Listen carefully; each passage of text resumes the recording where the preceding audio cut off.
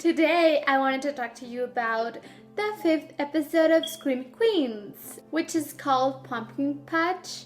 So let's get into it. The episode starts with Chanel planning her pumpkin patch and she's like really excited and she knows she can win the presidency with that and all that.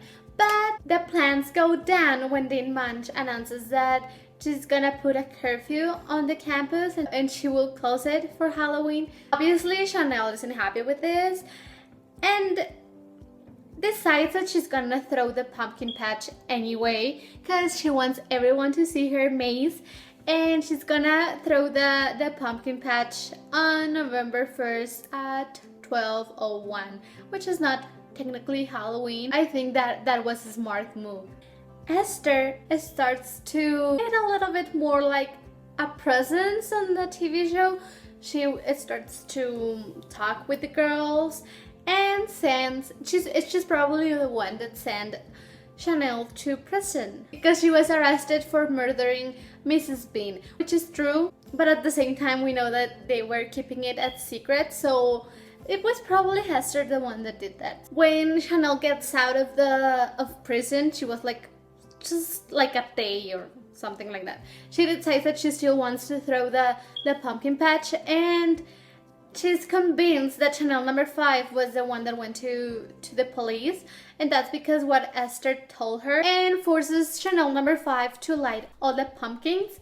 She goes because she wants to stay on the sorority, but she's afraid that she will get killed by the Red Devil, so she decides to go with her 2 boyfriends, Roger and Dodger, and one of them gets killed. Meanwhile, Sadie is still with the Red Devil, but she manages to escape.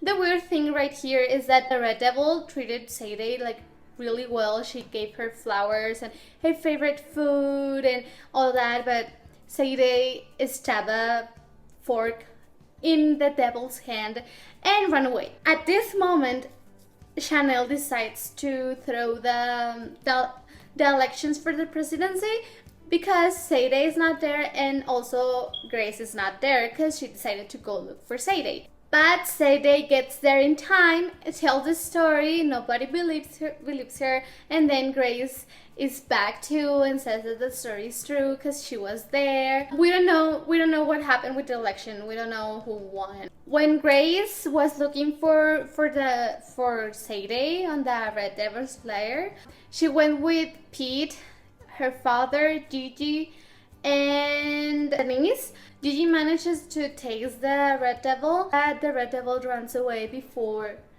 they can reveal his or her identity. That's pretty much how the episode went. Also at the end, an important thing that happened was that we saw Gigi talking with the Red Devil, and she was telling him that what happened with Sadie was wrong and that a certain male must get killed, but we don't know who that is. So let's look up for any male that could die. It wasn't like a big surprise because Gigi obviously has some like mental problems, and at the same time we know that she was really involved with what happened in the Kappa house when the girl died, and we know that she took care of that baby, so she's obviously involved with what's happening at that university. I think this is the episode that I have enjoyed the most so far.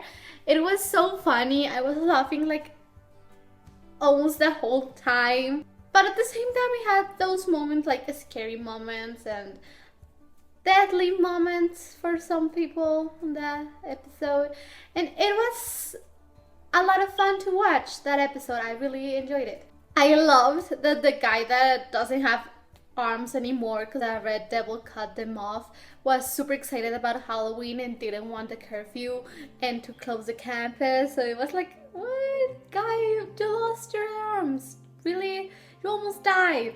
Also, apparently Chad has been with every woman on the campus except, I don't know, maybe the freshmen, and that's still kind of questionable. He slept with Denise we found out about that in this episode, which is like, what? Really, Shad? With everyone? So, okay, that's fine. Also, I love the references that this TV show is making, like the beginning of the last episode with the video of Chanel giving presents to her fans and all that. That was a reference. And also this episode, the reference when she's in prison and she's like, we all know it, like she was in orange and the rest weren't wearing orange, and it was just totally a reference for Orange Is the New Black, and I love that. I love that what this TV show is doing with those references. Oh, we also got like a new intro, like, you know, the intro for the show, and it was like, ooh, it was so interesting. Like, obviously everyone was screaming, like the girls were all screaming, but there were like clues. I saw them as clues, but I don't know. Like, for example, Pete like winks at the camera when he's like dead on a coffin because the red devil attacked him or something on the intro. So I think there are little clues on that intro that might tell us what is happening on the TV show, but I'm still like processing that. Let me know what you think of this episode. Did you like it or you didn't like it? Were you surprised that Gigi was involved with the red devil, or you already knew? Let me know in the comments. So, see you later this week with a new video. Bye!